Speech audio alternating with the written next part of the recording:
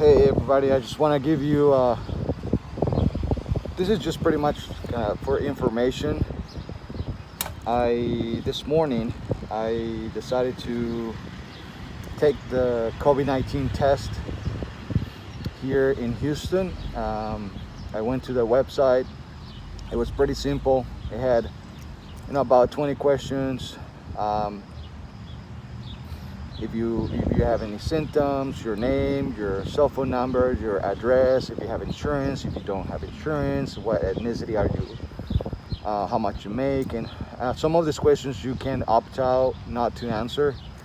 Some of them you can say prefer not to answer this question, right? Like they ask you like you want to put your race and you don't want to tell them, you can do it, or how much you make, you can just ignore that. But there was something that happened to me today. I just want to put this out there so people know. On the section where they ask you, would you be driving to the site, and they ask you, do you have a vehicle to drive to the site, and will somebody will be driving with you, or you'll be accompanied with somebody else that also is taking the test or whatever, right? So in my case, I don't have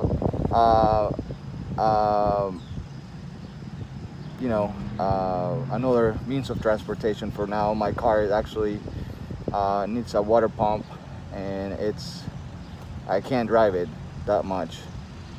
And being that the testing facility was 45 minutes away from my home, I was not gonna risk it to try to drive the car for 45 minutes to make it to the site. So I decided to take my motorcycle. This is my vehicle. This is a state registered here in Texas. Just like any other vehicle, just like a car, SUV, it's a vehicle. People sometimes think that motorcycles are not part of of the city of Houston vehicles rights, or they just think that they're some type of different kind, and they're considered a vehicle. That's why you register through the state. Anyway, so I show up to the site, and it was a lovely ride. I show up to the site, I go in line, and the officer greeted me. He was very polite. He said, "Are you here for the test?" I said yes, and he said, "But I don't think we can allow you to go in the motorcycle because it requires you to be on a vehicle." And my answer was, "Sir, this is a vehicle. This is a state registered vehicle, and this is my only means of transportation as of right now." So he went back. He said, "Okay, give me a second. This is the first time it happens. Let me go back to the post and ask I don't know, maybe he asked the manager or somebody else there, right?" He asked them, and he came back and said, "No, you cannot test. We cannot test you because you need to be inside of my vehicle." And I replied back. I said, "Well, first of all, I disagree with you. This is a vehicle. And second of all, on the website, it doesn't say anything about motorcycles. It doesn't say anything about being in a car. It just says a vehicle, right?" So he said, "Well, there's nothing I can do. Call the phone number. When you fill out the form, they give you a phone number to call." So that's what I did. I pulled out. I went to the parking lot, same place where I'm here right now. The testing facility is right over there. And I called the phone number. There was a lady that answered the phone. I explained what was happening. She put me on hold. She said, "This is the first time that they had this situation. She needs to talk to upper management." So she put me on hold for like 2 minutes, and then she calls back and she says, "Are you wearing a helmet?" And yes. So the obvious reason, I understand why they would, if it was shirtless or a tank top and I was not wearing a helmet, but I'm wearing my leather jacket, I'm wearing my helmet, I'm wearing a mask, glasses, leather gloves, boots. I mean, I'm completely sealed, right? So she was like, "Well, the reason why we prefer a car is because you can roll out the window." And I said, "I understand, but honestly, there's no difference. I have a shield that I can pull down and up, just like a window. And you know, I'm wearing a helmet, I'm wearing my mask, I have gloves, I have the gloves on. I got the jacket. I understand if I was on, you know, in flip flops and in shorts, and you know, I show up here with no helmet, and but that was not the case, right? And I just wanted to put this out there because she said, then she went back. She said, okay, management is asking me more questions. And she said, you know, that one of the questions was, are you wearing a helmet? I said, yes, I'm wearing a helmet.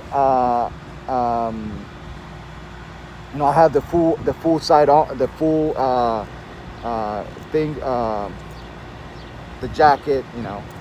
And she said, okay, hold on. So she told me that they were gonna do an exception because I was wearing a helmet. And well, I was thankful because I definitely needed to get the test. I need to come back to work on Monday, and I need to get the test done, right? So one, they need to either update the website where it says you can only take the test on a car, not a van, not a 18-wheeler, on a car or a SUV or a pickup truck, right? And they shouldn't exclude motorcycles. That way you know, or you prepare for what's going on, if that's the case. Or they need to realize there are some people like me that only have their motorcycle as their means of transportation, and that as far as they're wearing a helmet, a mask, you know, and then you're fully dressed and you got some gloves on, it's okay. I could be wrong. I'm assuming some people might comment why it shouldn't be that way, but I feel very, very protected with my gear, and I probably could say that I'm more protective than most people that are inside of the cars. I saw some people smoking. I saw some people not wearing a mask inside the car. I mean, it's their own personal preference, but I don't feel that I was putting any risk any of the workers that are doing their job here. And luckily, it turned out into my favor. They did the test.